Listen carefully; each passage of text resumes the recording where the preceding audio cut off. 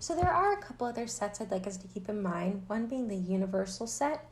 This is the set that contains all elements included in our discussion. So for where we're at in the course right now, our universal set is the real numbers. The null set or empty set is the set containing no elements. It's the set of nothing. And it's represented by the symbol like a 0 or an O with a slash through it, or by braces with no elements. If I were you, I would stick to using this symbol. This is what we use the most. It's important to note that because brackets denote the creation of the set, if I put brackets around the symbol for the null set, this is not the null set, it's the set containing the symbol for the null set. So just be careful with your where you put brackets and where you don't. So let's talk about absolute value. Here's its formal definition. So let A represent a real number. So A is an element of our real number line. If A is greater than 0, negative. If A, the absolute value of A is A if A is greater than 0, and it's negative A if A is less than 0. Well, what does this mean? So we can think of absolute value as distance from our origin. And because it's a measure of distance, it's always going to be positive.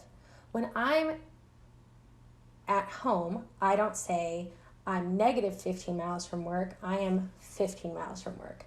And when I'm at the grocery store, I don't say I'm negative 2 miles from home, I'm 2 miles from home. So absolute value is always positive because it measures the distance from the origin of the number line.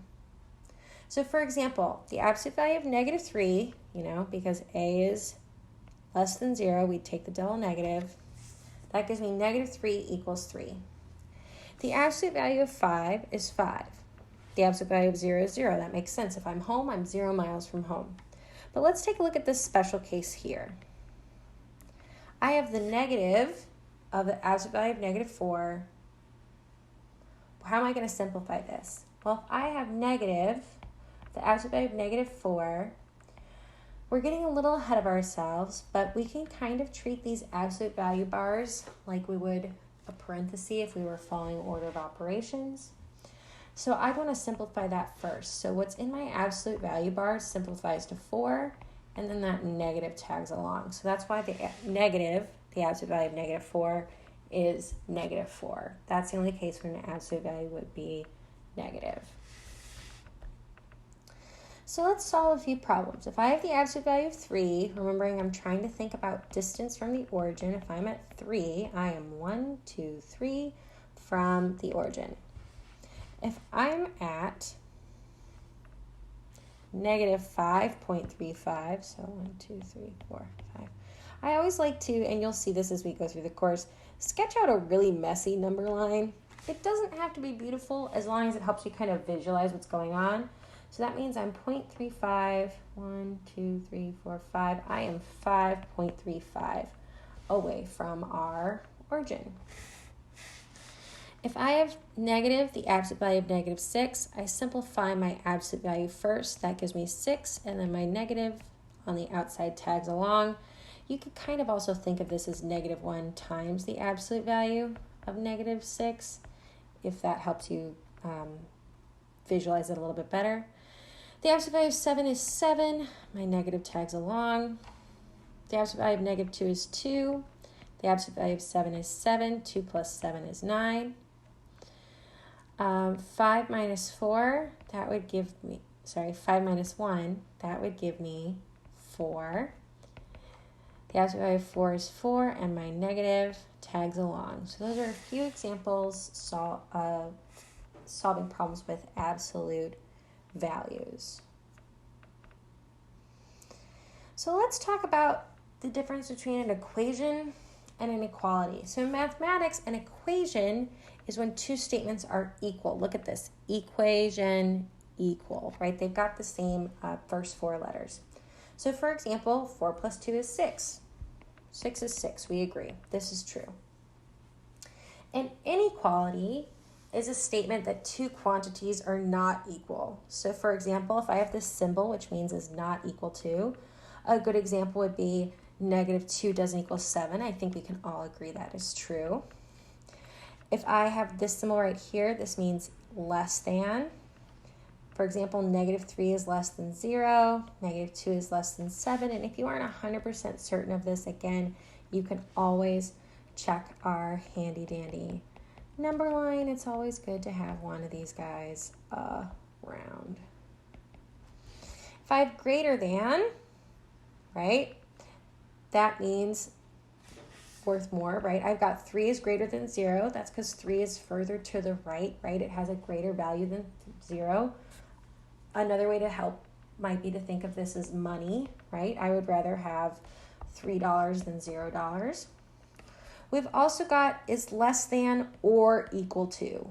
Or means both could happen.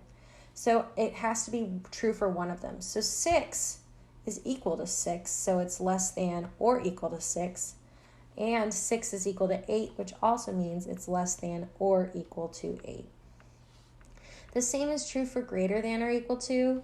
2 is greater than or equal to -1. I think we can all agree we'd rather have 2 cupcakes rather than -1 cupcakes. That sentence made very little sense. Oh, well. And -1 is greater than or equal to. That or equal to is the important part. -1. So let's use this number line to determine if these statements are true or false. I have -6 is less than -1. So here's -6 and -1. Is -6 less than -1? Well, it's further to the left. It's smaller. If it was your bank account, you'd rather have -1 than -6. So this is true. I then have, let's change colors. We haven't done that yet. -4 is greater than -3. So here's -4 and here's -3. Is -4 greater than -3? No, it's further to the left. It's less. That's false. Last example, let's change colors again. I have -5 is greater than or equal to, hint, hint, hint, or equal to -5. Is -5 greater than or equal to -5? Yes, this is 100% true. So just pay attention to your or equal tos. I think that's, once you get that set, all these inequalities will come like a breeze. So let's go ahead and rewrite these inequalities. We're going to write each equality statement at the greater than, so it uses a less than. And we're going to write each statement with a less than, so it has a greater than. So what we're kind of doing is you could think of it as mirroring, like we're flipping.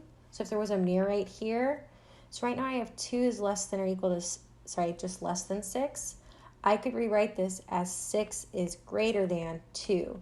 Notice how, if you kind of think about the reflection of that inequality symbol across the mirror, it's flipped.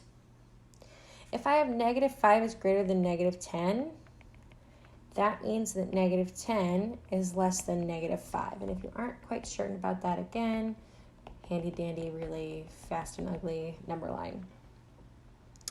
If I have 0 is less than or equal to x, remember x could stand for any real number. We're currently working in the real number system. I can rewrite that as x is greater than or equal to 0. Again, kind of mirroring that reflection. So let's use an inequality symbol to write each of these statements. So I have -4 is less than 10. I'd rewrite that as -4 is less than 10. I have -6 is greater than or equal to x. -6 is greater than or equal to x. And 5x plus 3 is not equal to 2. That's the symbol, does not equal 0.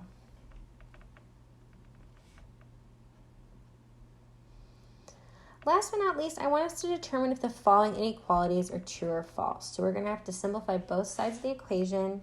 I included a number line just for reference. So I've got 8 plus 7 is less than or equal to 3 times 5. Well, 8 plus 7 is 13. Why did I say 13? It's 15. And 3 times 5 is 15. So I have 15 is less than or equal to 15. This is true. For problem 2, I have negative 8 is greater than the negative of the absolute value of negative 6. Well, this simplifies to 6, and my negative tags along. So negative 8 is greater than negative 6. Is that true? No, that's false, right? Negative 8 is less than negative 6. For 3, I have negative 10 is greater than the negative of negative 4. So that's negative 10 is greater than negative 4. Well, here's negative 4. Negative 10 would be all the way over here, right? So this is false.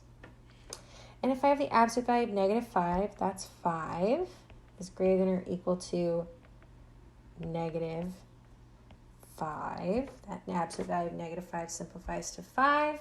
So here's 5. Do we say that 5 is greater than negative 5? Yes, that is true.